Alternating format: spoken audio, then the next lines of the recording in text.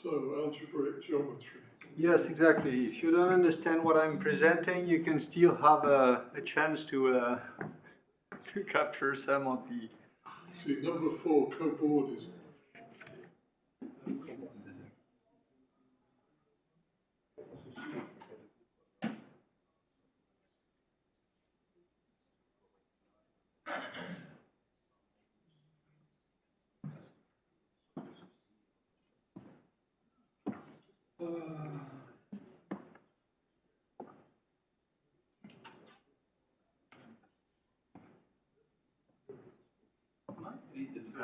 I know. You're the victim today, are you? Yes. It might be the first time I see a book given by someone who are outside of The first time that you see? a book given by someone from the or outside of the Really? maybe the second book. Is this blackboard writing all part of your seminar? No, no, no. I think so. Well, we can try to make a link, but...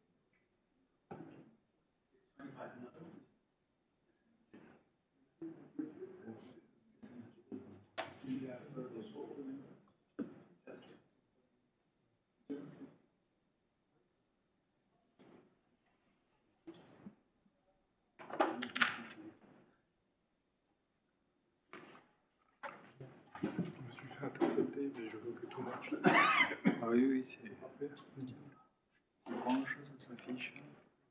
Même pas démarrer quoi que ce soit. On va attendre, je pense, 5 minutes, histoire que tout le monde...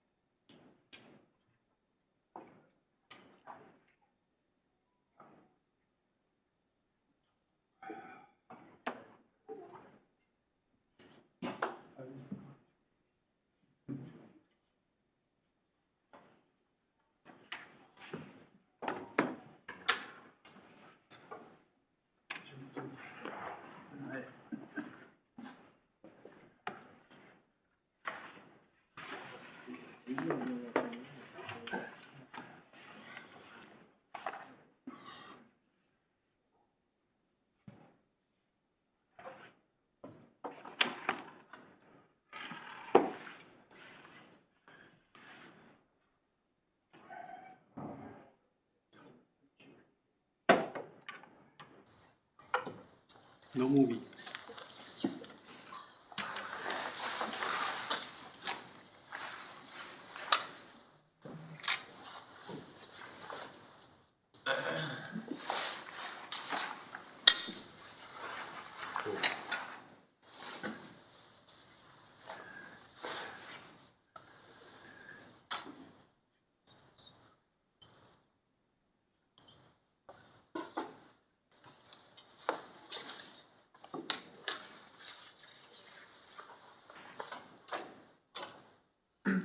Okay, let's wait for another minute.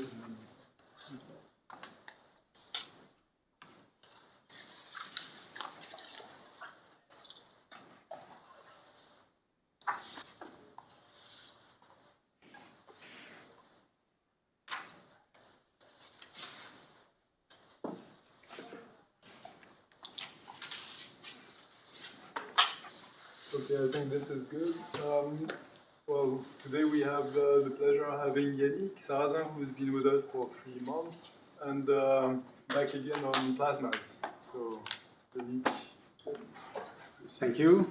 Well, this talk is not going to be on what is written on the blackboards, but on tokamak plasmas, transport bifurcations, and layering. So I'm indebted to the continuous interaction with the colleagues from the Gisela team, from also recent and fruitful discussion with David Hughes, and also to our bright PhD student Olivier Panico for the last part.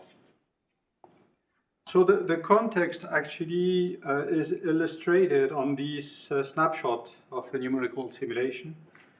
The color correspond to different magnitudes of the rotation of the plasma in one direction or another depending on the position. So this is a cross-section of a tokamak, of a torus, which you see here, and the rotation is constant on each surface, each torus, and is partly generated by turbulence. So this self-organization leads actually to this kind of corrugation, and it turns out that those zonal flows can be either fluctuating in time or fairly long-lived as compared to turbulence time. And this is the key issue. What those structures, what are the impact on the transport and in mitigating the transport from the hot core to the outside? And can they be key also to triggering macroscopic bifurcations towards transport barriers? So those are the questions we are going to address during this talk. Also, those structures are quite difficult to observe experimentally. So if we can also kind of find a parametric dependency of the structures and their robustness could be helpful for experimental. So the outline, first I will spend some time in reviewing the confinement and turbulent transport in tokamak plasma, then address the sheared flows that we just discussed and the bifurcation towards low turbulence level.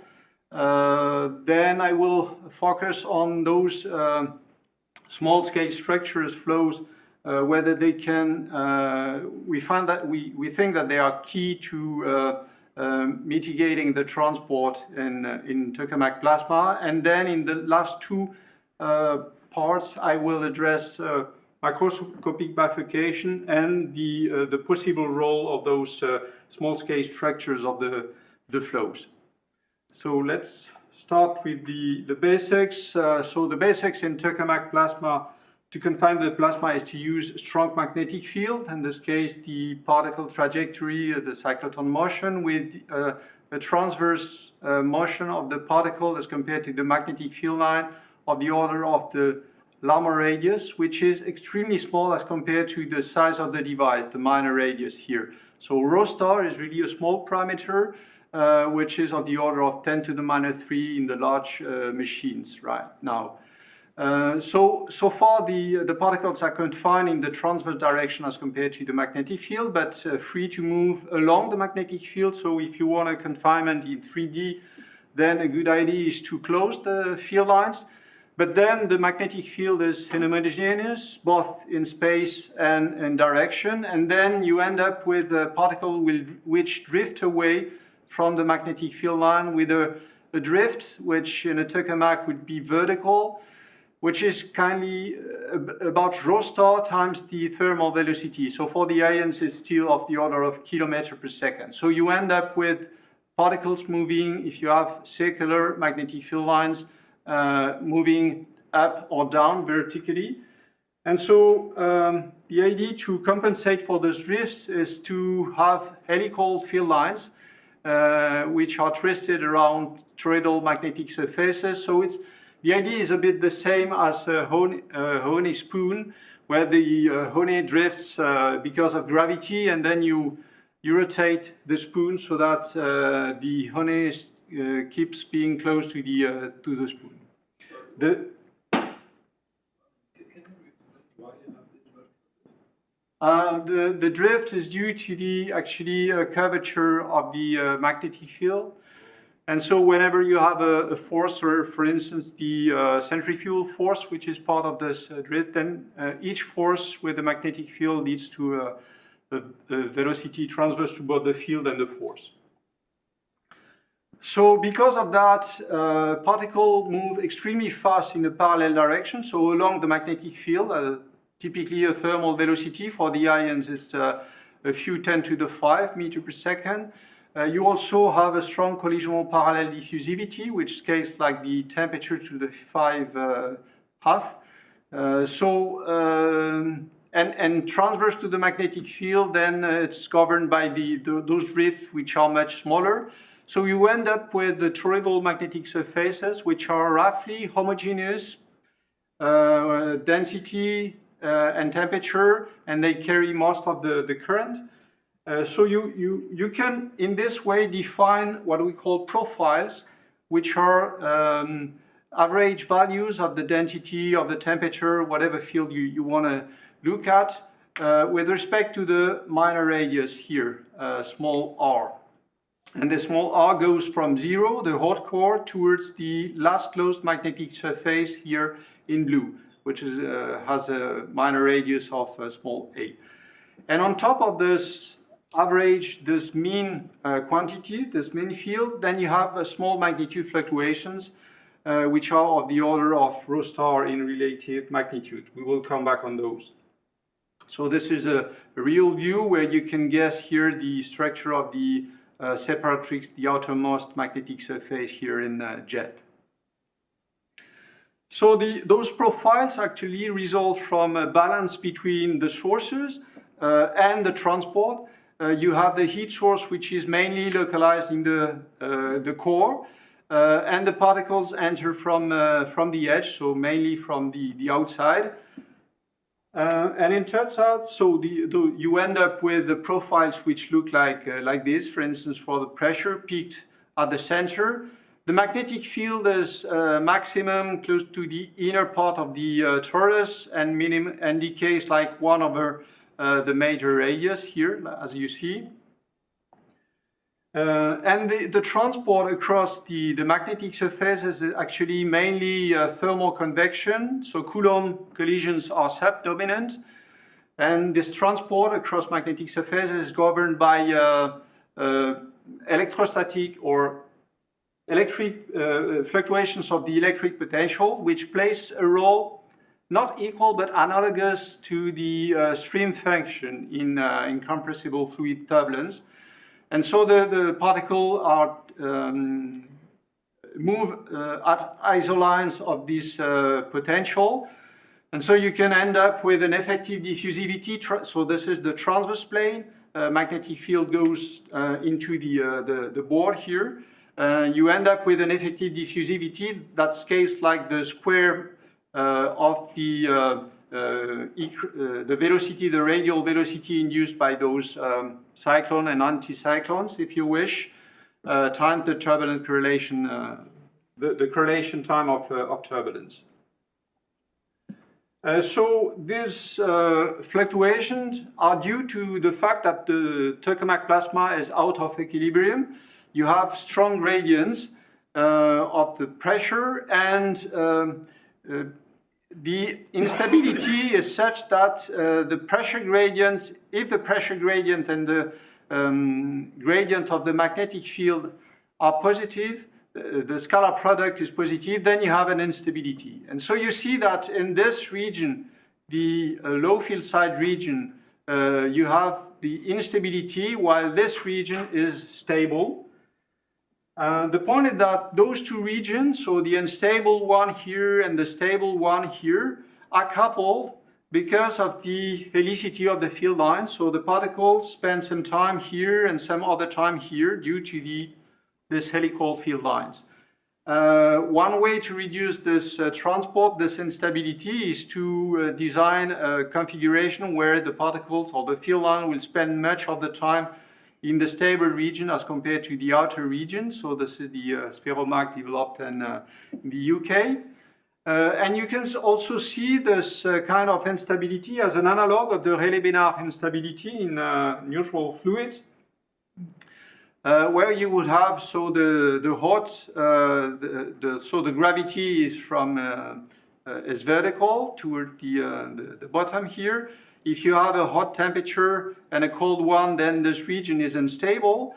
And the coupling between the unstable and stable region would be analogous to such a configuration where you would alternate unstable and stable region. If on top of that you add a flow in the fluid, then the flow will see alternatively stable and unstable region. This experiment has not been done to my knowledge. That could be an interesting way of looking at the analogy between fluid and tokamak-like turbulence.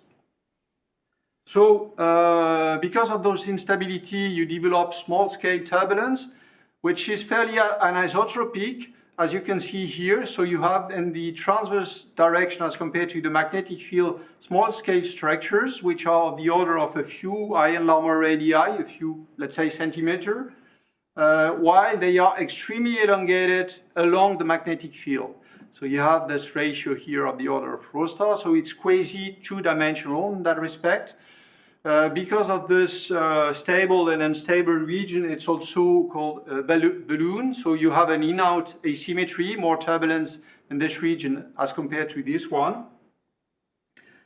If you want to describe this turbulence in a proper way, then you need first principle description, and actually it's kinetic. You need to rely on Vlasov equation because the collision frequency is much less than the turbulent frequency. A few orders of magnitude difference. Still, collisions have to be accounted for because they play a huge role, especially in damping the flows. So you have to solve this equation. The fact that the turbulent frequency is much less than the cyclotron frequency allows you to reduce a bit the dimensionality of the problem and to go from a 6-dimensional Vlasov to a 5-dimensional, what we call gyrokinetic equation, where the phase of the cyclotron phase disappears from the equations. And then coupled to the Maxwell equation, quasi-neutrality plus the Ampere's law, then you have a self-consistent system. So this turbulence generates most of the transport across the magnetic surfaces, and it can be mitigated. And one way to mitigate it, which is extremely efficient, is via sheared flows, the kind of flows that we discussed in the first slide. One way to see it is to look in the configuration space. If you have an eddy here, so the radial direction here of the confinement is this way, and one of the periodic direction the other way. So if you have a flow which is sheared in the radial direction, then your eddy will be distorted and may end up by being completely torn apart. So you have a decorrelation. That would be the fluid way of seeing the things. but on top of that, because we deal with the plasma, you can also have, if you have a well in the electric potential, you can have trapping of the particles inside this well, which can lead to a filamentation of the distribution function that you can see here. And then you develop small-scale structures in the velocity space that are then dissipated by the collisions. So this kind of picture can lead actually to bifurcations and transport barriers. This can be seen here. So if you look versus time, this comes from an experimental measurement in one of the tokamaks in the US. When you look at the turbulence intensity, you see that at a given time, it drops by a significant amount, and this corresponds to the time where the mean flow increases by a factor roughly of 2. So you enter from a low confinement regime to a high confinement regime, which is beneficial for the fusion. So this transition actually results in a steepening of the profiles of the temperature and the density. Those ones were recorded in jet with the high resolution Thomson scattering by Mark Berskens, who actually passed away a few days ago. So you can see that in the L mode, the temperature profile, so this position here corresponds to the outermost magnetic surface here. So when you go to the left, you go to the inner core. And you see that in the L mode, the profiles are not very steep, but when you enter this regime with strong flows and with reduction of turbulence, then you steepen the profiles here, both in density and in temperature. Actually, there are several regimes of such improved confinement with transport barriers at the edge, not only sometimes both on temperature and density, sometimes only on temperature. It depends on the regimes. On top of this large scale, well, there are actually different mechanisms to drive this sheared flow at the edge, and one of those is turbulence itself. It generates what is called zonal flows, which are the analogous of what is observed on atmospheric turbulence. They are linearly damped by collisions only, and they do not lead to any radial transport. So they homogenize turbulence in the periodic direction of the torus. They also have a low inertia, which make them especially particularly active. So here you can see a simulation where the zonal flows were prevented to develop in the early time of the simulation, with the turbulent energy in red. And this corresponds to a snapshot of the fluctuation of the electric potential here. The hot core is here, the separatrix is there, and you can see fairly elongated radial structures, cyclones and anticyclones. And when the zonal flows are allowed to develop, they grow up exponentially and then saturate with a reduction of turbulent energy, and which correspond, they decouple efficiently the turbulent eddies. So this regime corresponds to a low turbulent transport. So they are extremely efficient. And on top of that, if we look at their dynamics, actually they can develop structures which are well localized in time. So this is something that we discussed in the first slide. You can see here versus the radius and versus time, the shear due to these flows generated by turbulence. And you can see that those flows develop a well localized region of shear, and those regions correspond to those regions is associated a steepening of the pressure profile, which is measured here by the gradient of the temperature. So each peak here corresponds to the local micro transport barrier and a steepening of the temperature profile. There is some indirect experimental evidence of the existence of such staircases. And one example is presented here, coming from TOR-supra measurements with fast reflectometry. So it's a radar technique which allows you to measure the fluctuations of density. Then from cross-correlating those different channels, then you can measure the coherence length of the turbulence, which is a kind of proxy of the correlation length of turbulence. And you can see that it drops at different well-defined position here. And this is actually what you would expect from sheared region of the flow. So in the sheared region of the flow, you expect turbulence to be decorrelated and then to have a low correlation length.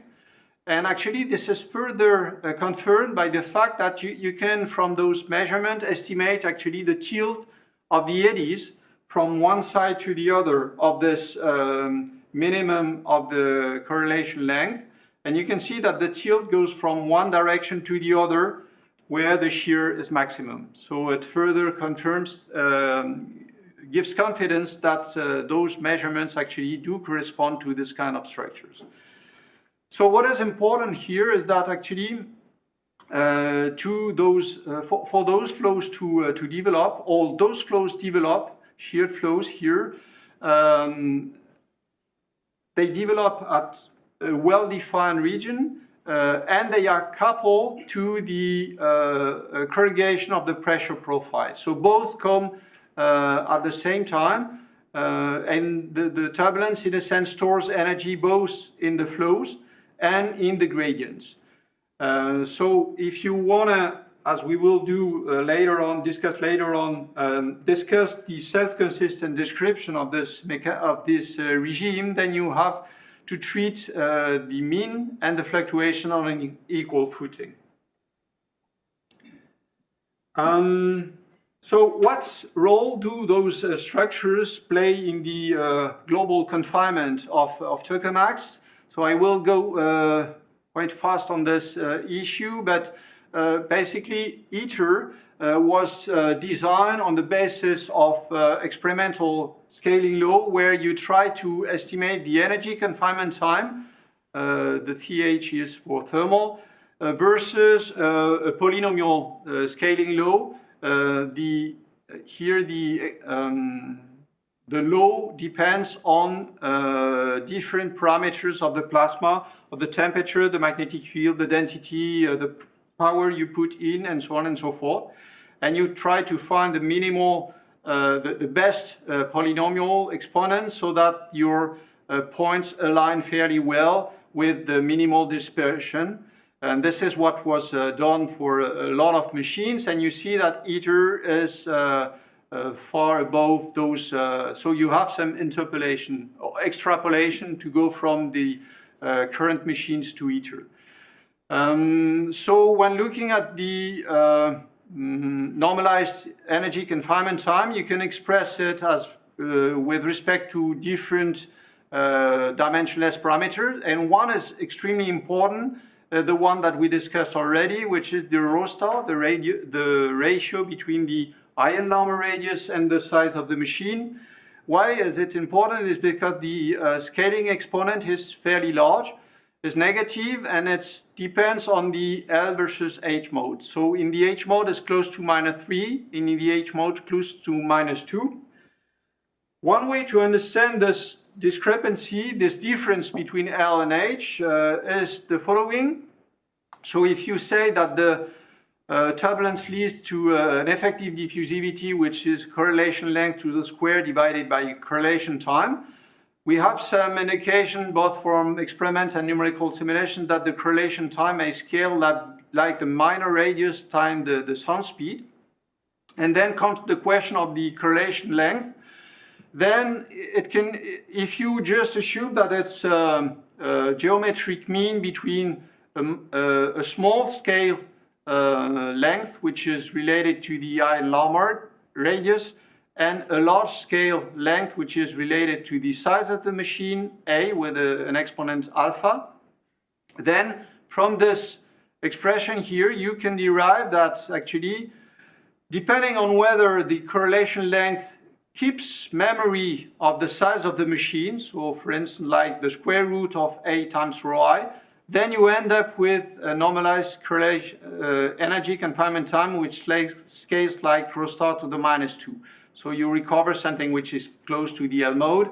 And conversely, if the correlation length is independent of the system, then you end up with something which is close to -3. So it indicates that in the H mode regime for which this scaling law was derived, we think that we are close to the to a situation where the turbulence correlation length is close to is independent of the system size. So the point is that when you look at the dynamics of the turbulent transport, actually it's not diffusive like, and it exhibits long scale transport events, which are reminiscent of avalanche-like transport events in sand piles. So imagine that you have a steepening of the profile at a given position here. Then because of the steepening, you have an increased turbulent transport that will move the steepening further up, and the same will occur further down. So you have two fronts, two steep gradients that will propagate both uphill and downhill. And so this has been observed, and this propagation actually is almost ballistic on long distances as compared to the correlation length of turbulence. This has been observed in many numerical simulations. One example is here. So this is versus time. This is the minor radius. The core is here. The edge is here. And you can see those transport events that propagate on almost the side of the system. Actually, there are some also experimental observation, although they are quite difficult to make. One example is here from the joint European torus. You can see versus radius and versus time the isocontours of the electron temperature. And so in this regime, the edge of the plasma was relaxing quasi-periodically, so kind of creating a cold burst propagating inward. And you can see the burst that propagates inwards on fairly long distance in a time scale which is consistent with the avalanche-like transport events. So how to reconcile then this scaling that is close to rho star to the -3, suggesting that turbulence has no correlation length close to the system size, while it can develop those kind of large-scale transport events. And one way to understand it is to say that in those regimes where the turbulence the turbulence can develop regimes where those longest avalanches are prevented, and they may be prevented by those staircases that we discussed previously. So in those regimes, which one is presented here coming from a simulation versus time and versus radius, this is the shear coming from the self-generated by the plasma, and you can see that it develops fairly well localized staircase structures, and in between those sheared layers you have avalanches. So in a sense the avalanches are prevented from exploring the entire radius here, but are constrained within two sheared layers. And if you perform different simulations with a different size of the plasma, what you're going to see, this is the pressure profile, the gradient of the temperature profile, and you can see those peaks that are correlated to these shear layers, and their distance, the distance in between those two peaks is fairly independent of the size of the system. So the speculation is that actually those shear layers maintain the correlation length of turbulence fairly small, or actually not scaling like the size of the machine, which may explain this scaling that is observed experimentally. What is key here is that you need this layering and then find the regimes where those layering are active. So what is the product of shear by correlation time? This is small parameter or large? Well, it is extremely large as compared to the collision, the shear as compared to the collision frequency is extremely large, and it can be of the order of the instability growth rate. Okay, it's the order of magnitude, so 10 to the 5 per second. Okay. So now let's jump to the last point, and we will reconcile the two pieces in a moment and see the question of the transport bifurcation towards the triggering of or the jump of the plasma from one regime to another from the confinement point of view. If you want to address this issue, then for sure what you need is a positive feedback between the zonal profile, so average over flux surface, and the turbulence. Both have to be evolved on an equal footing, and what should be retained, self-consistency as well, are the fluxes, the source and sinks, and the Reynolds stresses, which are the drive for the flow. On top of that, what also should be well described are the different regime of the instability that you may encounter, and especially when you develop steep gradients, and especially two are important, which I'm going to comment in the next slide. The first one is collisions, and the collision frequency scales like the density divided by the temperature to the 3/2. So it evolves a lot when you have a steepening of one of those two. And also electromagnetic effects have to be accounted for, because what matters is not so much the beta parameter, so the pressure, the kinetic pressure divided by the magnetic pressure, but an effective beta, which is this beta, which is fairly small, but times something which is fairly large, the major radius divided by the pressure gradient length to the square. So this quantity here can be of a few orders of magnitude, 10 to the 10 or 100. So there are some evidence that those two ingredients, both collisions and electromagnetic effects, are critical. One example comes from this paper, PRL 98, where you can see the turbulence ion heat flux from simulations versus the effective beta parameter. So if you go to the right, you increase the electromagnetic effects, and you see that the turbulence flux can either decrease or increase depending on the collision frequency. So at high collision frequency, electromagnetic effects turn out to be destabilizing and stabilizing at a low collision frequency. Those simulations were performed without any shear flow and without taking the self-consistent description of the mean profiles and the fluctuations. So only the fluctuations were solved. So they are lacking some key ingredients that we discussed. The case for collisionality even stronger, though. It's been known for 25 plus years that collisional friction will damp the zonal flows and thus raise the turbulence levels by the predator-prey mechanism that several of us developed. So that makes the case for including the zonal flows effects in the assessment of the impact of collisions extremely important.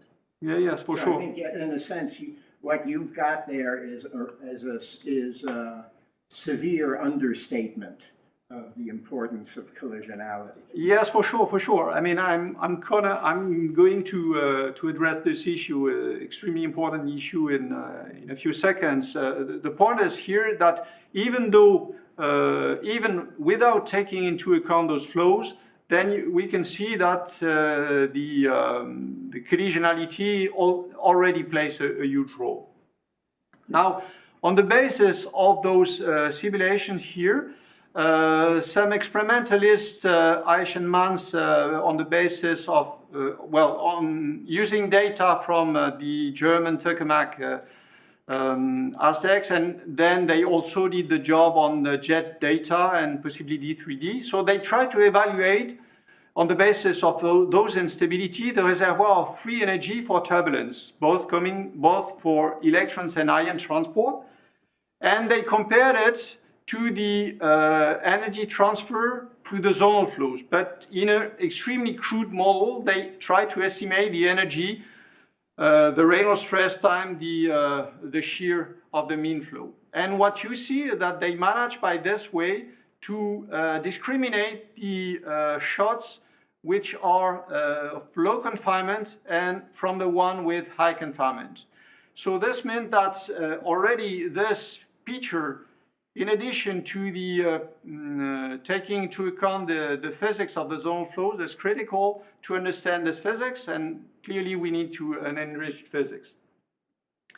The latter point, which relates to the comment by Pat, is related to the physics of the zonal flow. So if you, for instance, look at this paper with Bob Dewar here, a contributor, you can, so this parameter here is what we call a adiabatic constant, is inversely proportional to the collision frequency here. So if you move to the left, you go to high collisionality.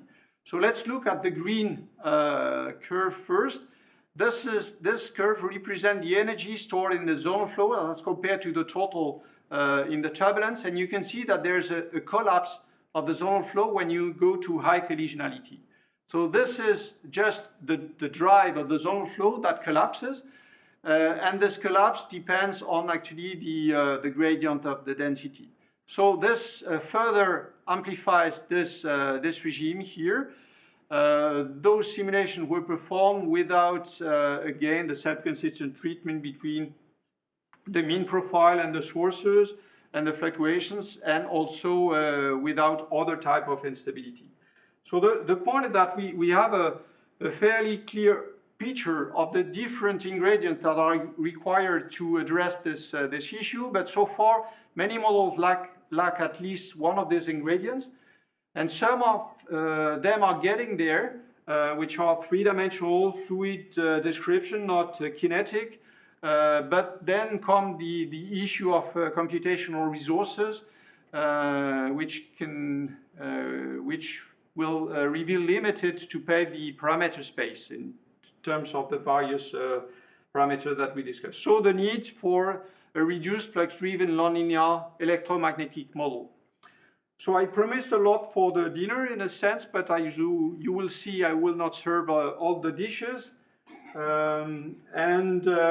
So we have to start in a stage approach, and this is the objective of the TOCAM 1D model. So we start from a minimal model, if you wish.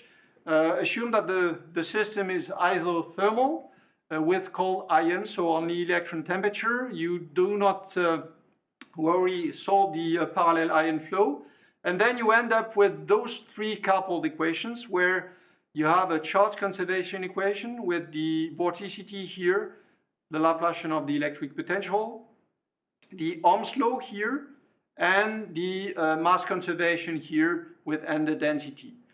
So the G term here in green correspond to the inhomogeneity of the magnetic field, and those terms lead to the Rayleigh-B&eacute instability. This one here comes from the collision frequency and will lead to the decoupling between the stable and the unstable region in the Rayleigh-B&eacute instability.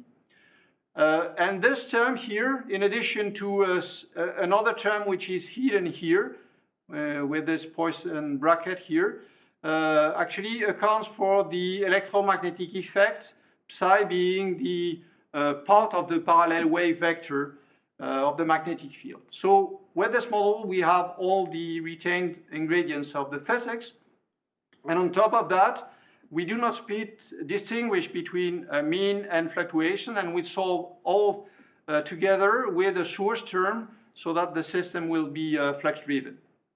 So the TOCAM 1D proceed in this way.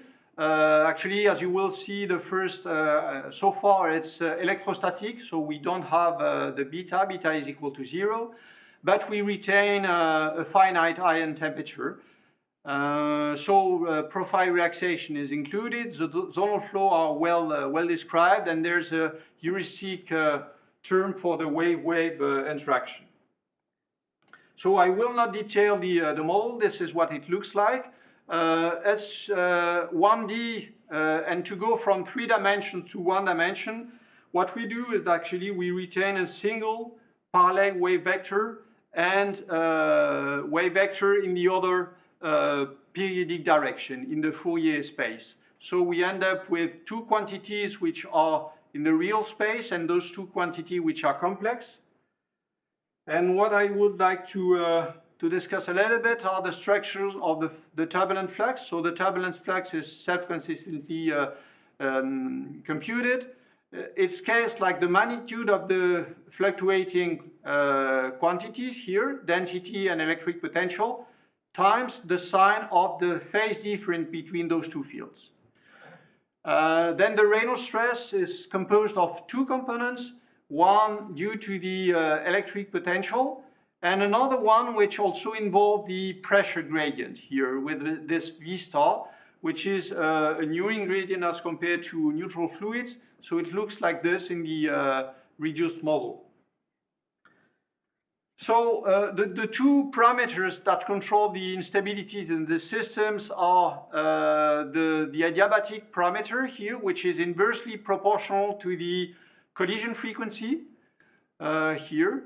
And you have another one which drives the Rayleigh-B&eacute instability, which is due to the inhomogeneity of B, which is the G term here. So you see that the scaling of those two terms are different, so you may expect different values in different regimes of the plasma in tokamaks. Basically, this is the diagram that you can draw. The C parameter in X, in the G parameter in Y, in log-log scale. So collisional plasma are on the left, collisionless on the right. This curve here corresponds to the split the stable and the unstable region. And basically, when you go to high G and small c parameters, then you enter the Rayleigh-B&eacute instability, while the other instability is more drift wave or the unstable Rossby waves, if you wish, the analogy. So the growth rate is much less for this regime here. And also what you can see is that when looking at the phase shift between the two fields here, in the RBM instability here, you have a strong sign of the phase shift, which means that for a given magnitude of the fluctuation, you will have a very efficient transport, turbulent transport. So this instability is extremely dangerous for tokamak confinement. So we performed several simulations, and this is the setup. So I will detail the simulations, where we have the radius here. So the central part, we have a source, a density source. We have a Dirichlet boundary condition at the edge here. And what you see here is the final profile of the steady state of the mean equilibrium density, which oscillates around a well-defined value. The point is that those simulations are at statistical steady state. So they have been run several days to reach this steady state. And Olivier Panicot performed more than 50 simulations to pave the parameter space in G and C. And basically, when you go from the bottom right to the top left, you go from drift wave-like to RBM-like instabilities. So the issues here are what are the different regimes of turbulence self-organization, and especially with respect to the flows. What are the feedback loops, and what is the impact on confinement? If you look at this curve here, so I remind you that the dynamics of the equilibrium flow is governed by the divergence of the two Reynolds stresses here. I do not discuss that part, but actually the weight of those two contributors and there's possible synergy or competition depends actually on the turbulence regimes. What you can see here is the ratio of the energy stored in the zonal flow with respect to the total energy, zonal flow plus turbulent energy. And you can see that when the G parameters, so the Rayleigh-B&eacute instability is almost absent, then you have a drop of the energy stored in the zonal flows, which is reminiscent of what we discussed previously, what was found by Numata. But when you include a finite amount of RBM instability, then this collapse is no longer present, and you end up with a fairly large also energy in the zonal flow. So that curve is almost the same.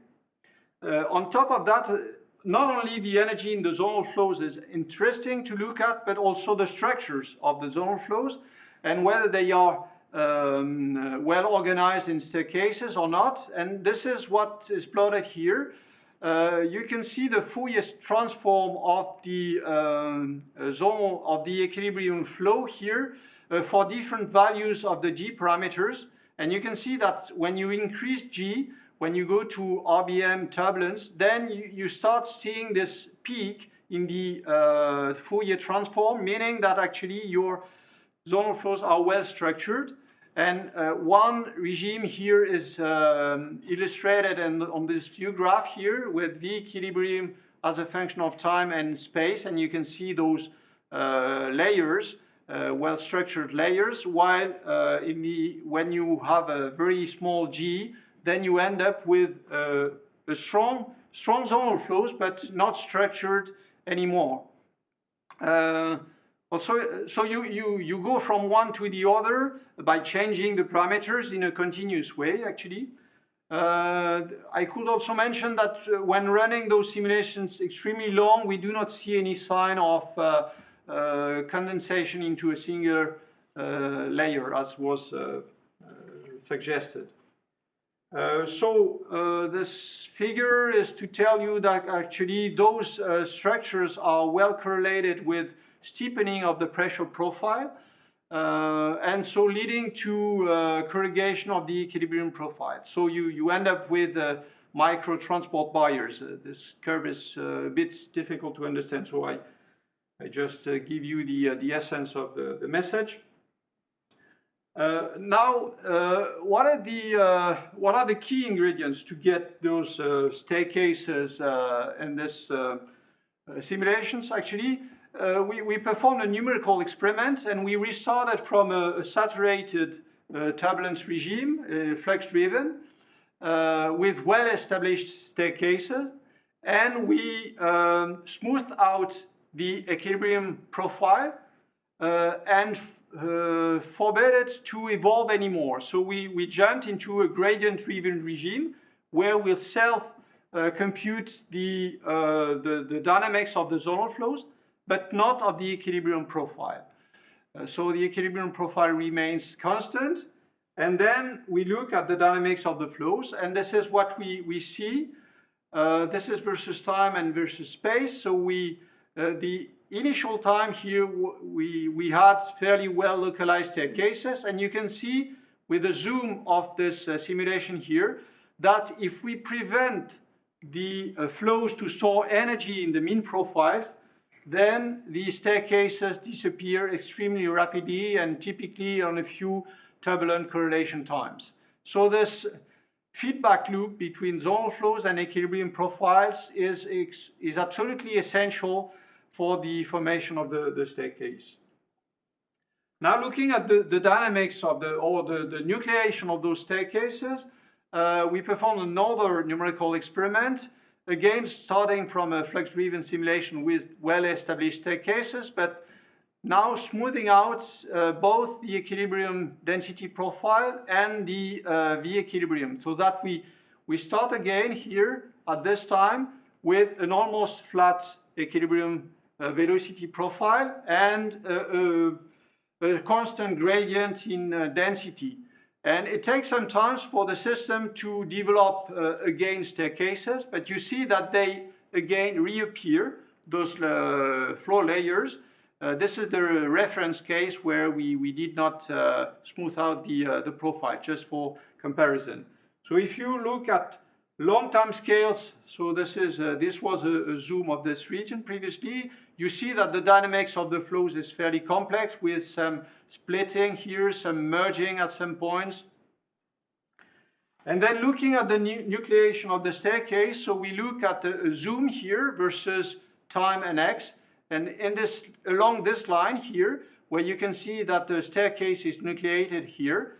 Actually, in this regime, the dominant Reynolds stress was this one, the usual one, let's say, is scaled like the magnitude of the fluctuations, the square, times the gradient of the phase. And you can see that the Reynolds stress increases exponentially, and this exponential growth is due to the exponential growth of the magnitude of the fluctuations. But still, when the zonal flow reaches a maximum, the gradient of the phase starts playing a role.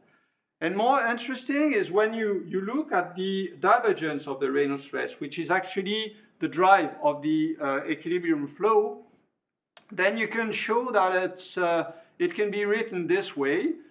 So the divergence, the divergence of the logarithm, if you wish, is related to the phase curvature times the gradient of the amplitude of the fluctuations. And this is presented here, again, versus time. You can see that the divergence of the Reynolds stress in red is well captured by only this term, the curvature of the face. And then later on, the two will play a role, this one and this one. But at least for the nucleation, the curvature of the face seems to be critical, as was already pointed out in a previous publication. So I come to the last point, which is to see and to try to quantify actually the role of those layers, zonal flow layers on the confinement. And one way to do so is to compare the turbulent flux coming from the simulations to the one that one can predict from quasi-linear theory. And with the quasi-linear theory, we decide not to include the effect of the zonal flow, so that if we see that the turbulent flux is much less than the one predicted from quasi-linear theory, this means that the zonal flows are really efficient in controlling, in mitigating turbulent transport. So this is this ratio which is plotted here versus the C parameters, so collisional on the left, collisionless on the right. And you can see that actually I remind you that actually in those regimes, the magnitude of the zonal flows were about the same as in this regime. The point is that in this regime, they are, the zonal flows here are well structured, and no more in this regime and in this regime. So you can see that when the zonal flows are well structured, when you have layers, staircases, there is a strong impact on the turbulent flux and much less when they are unstructured. So this leads me to the conclusion. We saw that tokamak plasma turbulence is regulated by self-generated zonal flows, which can actually develop well-localized structures, which are long-lived as compared to turbulence. They are coupled to the pressure profile, where they store some part of their energy. Those staircases seem to be favored by near marginality. How to estimate, however, and can we draw some experimental evidence? They depend, whether they are structured or not depends on the underlying instability and the turbulence regime. So this remains an open issue. We started addressing this issue with TOCAM 1D, but there's a lot to do.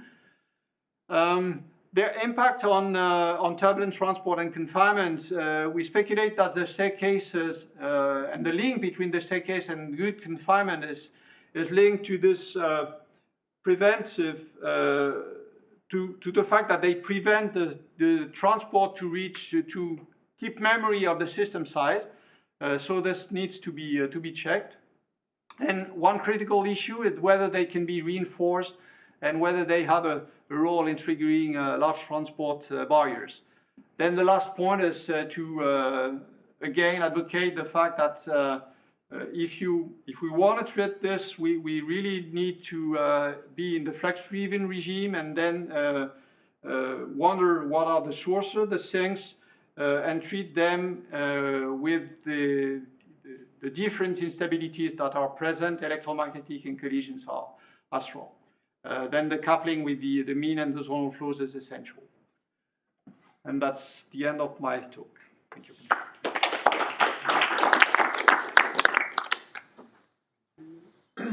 Questions? A simple one for you. You talk a lot about staircases, of course. Which is it the pressure field that looks like a staircase? The radial pressure?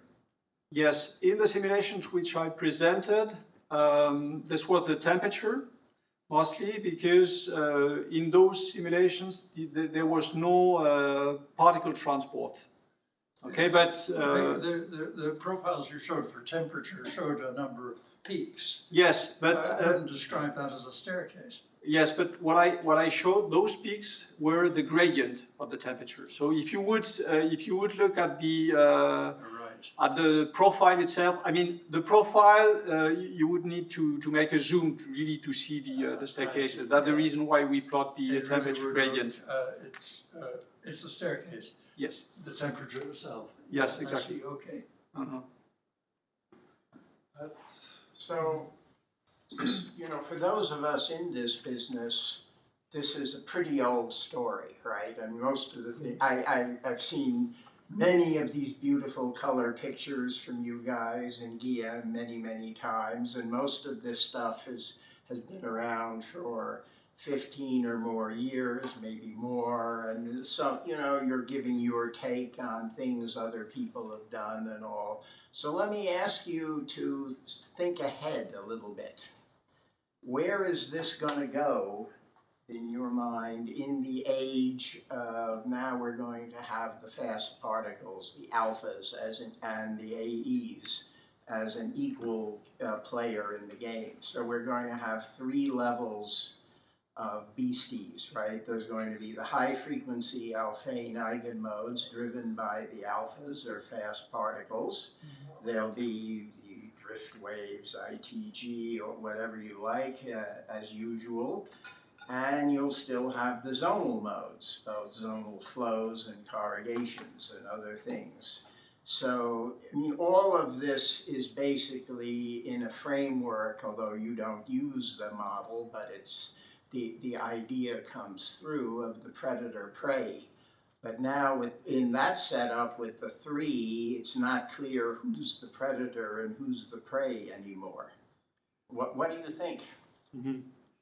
Well, I think that in the burning plasma, which you're addressing, so a regime of the plasma where most of the heating of the plasma will be due to the alpha particles coming from the fusion reaction.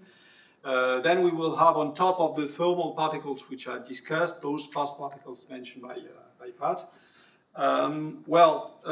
First of all, I think that on the basis of the fact that the heating will be per unit volume will be slightly less than what we have in some of the machines operating now, we may expect to be... Not for spark you won't. Not for spark you won't. For Yeah. We'll see who gets there first. Yeah. We will be close to possibly to marginality. So this question of layering is still valid. Then comes the question of the fast particles. One point is related to the various routes for generating the radioelectric field. At the edge, there might be some additional losses, ion losses, due to the fast particles, which cannot be addressed with the simple models. Related to the additional electromagnetic instabilities, maybe I'm wrong, but I'm not convinced that in this region, close to the separatrix, this will be a game changer. Possibly in the core, that's for what we see. I think it's overwhelmingly indicated already that in the core, things will change radically. Yes. Okay, so then the question is, do the AEs effectively drive a zonal flow that wipes out the thermal transport or radically reduces it? Or do the drift waves scatter the fast particles in a sense and kind of suppress the AEs? And the other question related to things like damping is ultimately you want to heat the ions. And one of the best ways of heating the ions is through the zonal flow damping or friction and so forth, right? Who needs alpha channeling if the zonal flows dump the energy into the ions? So, I mean, do you see that as a viable mechanism or not?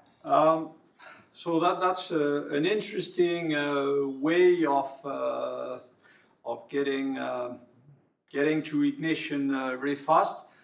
So far, the estimate of the turbulence heating in simulations with the gyrokinetic code have shown that it is marginal, let's say. But this remains to be looked at. For what case? Yes, that were cases without fast particles. Yeah, I mean, we do what we can. Okay, so that's the only regime we have addressed so far. But that's something we should look at. Yeah, for sure. I mean that's in the list, but when we get the data. Well, Yeah. I think it's starting to appear in the journal, actually, but not just the list, so. Maybe chiming in, as you know, what Yanick is showing is that you both need electromag to move beyond electrostatics, and you need a flux-driven framework. And those are costly, as you well know. So that's As you know, this has been well known for a long time, sir. I know, but I'm just saying that no one has really a good model, including all of the ingredients. So that's the. Nobu, you had a question? Yeah, a little bit specific one related to self-consistent modeling of Rayleigh stress. Right. Okay, so if I correctly remember, you stress the possible importance of pressure gradient related Rayleigh stress. Yes. Yeah, V star or something you mentioned. But Yes. yeah, I think it's coming from the pressure diffusion term, divergence of PU. Then, in addition to the pressure gradient term, we have so-called pressure strain term, P dot nabla U or something like that. Then typically these terms are just balance each other, something like that, counterbalancing. So then I just wondered, in fact, in which situation such pressure gradient term can be important. So your point relates to this additional Rayleigh stress. Yeah, that's right. Am I correct? Yes. And I then, mean, yeah. this term I think is really related to what we call finite Larmor radius effects. The fact that you have a finite cyclotron motion, radius of the cyclotron motion of the ions, and this comes from this leads to this additional term here. So this is really specific to plasma physics, that part here. But it is related to the pressure. Yes, it is not related to the whole pressure. It's related to the transverse pressure. So which is the pressure calculated with the velocity transverse to the magnetic field. Okay. Okay, so that's only one part of the pressure. Okay. Then my question is that if you have some other contribution from pressure, it also can contribute to the Rayleigh stress. Then sometimes it's just counterbalance for the pressure gradient term. With velocity gradient coupled with pressure may show up. Possibly, but I mean, when deriving this expression from gyrokinetic equation, you do not see so many other terms appearing. Okay. Thanks.